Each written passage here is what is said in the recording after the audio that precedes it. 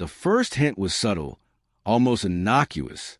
My wife, Clara, had just returned from a solo trip to Cancun, a retreat she claimed was meant to recharge her batteries after the demands of her corporate job. We'd always had a strong bond, or so I thought, and I trusted her implicitly. But when she started recounting her trip, her tone shifted, her smile turning mischievous as she let slip, "Oh, and I got to taste some really delicious banana down there." The words were strange, laden with a smugness I couldn't place. At first, I laughed it off. Maybe it was some local delicacy she tried. But the way she said it lingered, like an itch at the back of my mind. She seemed too satisfied. That night, while she slept, I sat in the living room with her phone in my hand, staring at the lock screen. I hated myself for even considering what I was about to do. I'd always believed snooping was a betrayal of trust, but something felt wrong, and my gut wouldn't let me ignore it. My hand shook as I guessed her passcode, a combination of her birthday and our wedding anniversary. The first thing I noticed was a hidden folder in her photo gallery. My heart raced as I opened it. Inside were dozens of photos and videos. Clara at the beach, laughing in the arms of a man I'd never seen before. He was shirtless, tan, muscular, everything I wasn't. The captions below some of the photos made my stomach turn. "Best banana I've ever had. Worth every secret. Can't wait to go back for another taste." I nearly threw her phone across the room. The betrayal burned through me, turning every fond memory of us into a bitter joke. But it wasn't just the affair that crushed me. It was her glee. She wasn't sorry. She was proud of it. I didn't wake her that night. Instead, I started planning. The first step was finding out who he was. It didn't take long. Clara had foolishly saved his number under a fake name. I reverse searched the number and found his Instagram profile. His name was Javier. He was a bartender at a popular beach club in Cancun. His profile was full of shirtless photos, flirtatious captions, and hundreds of comments from women drooling over him. Clara had fallen for the cliché, the charming beach Casanova. The rage simmered as I scrolled through his photos, but I wasn't just angry. I was calculating. Clara's upcoming birthday was 2 weeks away. I decided it would be the perfect stage for my revenge. I spent those weeks gathering evidence.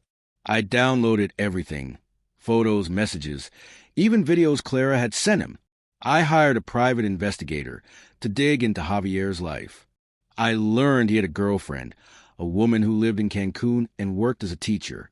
Her name was Sophia, and from her social media, she seemed sweet, unsuspecting.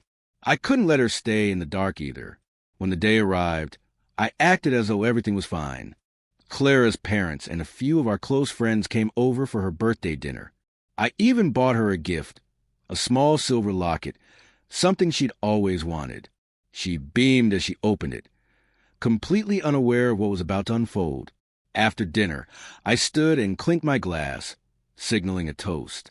Clara smiled at me, her face glowing with satisfaction. She must have thought I was going to gush about her. "I want to thank everyone for being here tonight."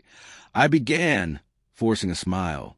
"It's been a tough year for us all, but tonight is about celebration. Clara, my love, you deserve to feel special." She blushed, placing a hand over her heart. I felt a brief pang of guilt, but pushed it down. "I got you something extra special this year," I said, "something I know you'll never forget." I reached under the table and pulled out an envelope.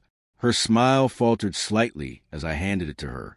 She opened it, pulling out a stack of printed photos and screenshots, the evidence of her affair.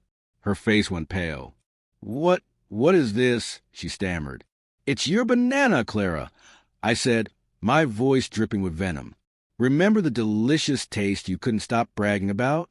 Well, now everyone gets to see it." Gasps echoed around the table. Her mother's face twisted in shock. Her father slammed his glass down, demanding an explanation. Clara stammered, her eyes darting around the room, searching for an escape. But I wasn't done. "I'm not the only one you betrayed, Clara," I said. "Javier's girlfriend, Sophia, deserves to know too." I pulled out my phone and played a video I'd recorded earlier, a split-screen Zoom call with Sophia. In it, I explained everything, showing her the evidence. Her face crumpled as she realized the man she loved was nothing more than a lying cheat. I had sent her every bit of proof I had, and she promised to handle Javier on her end.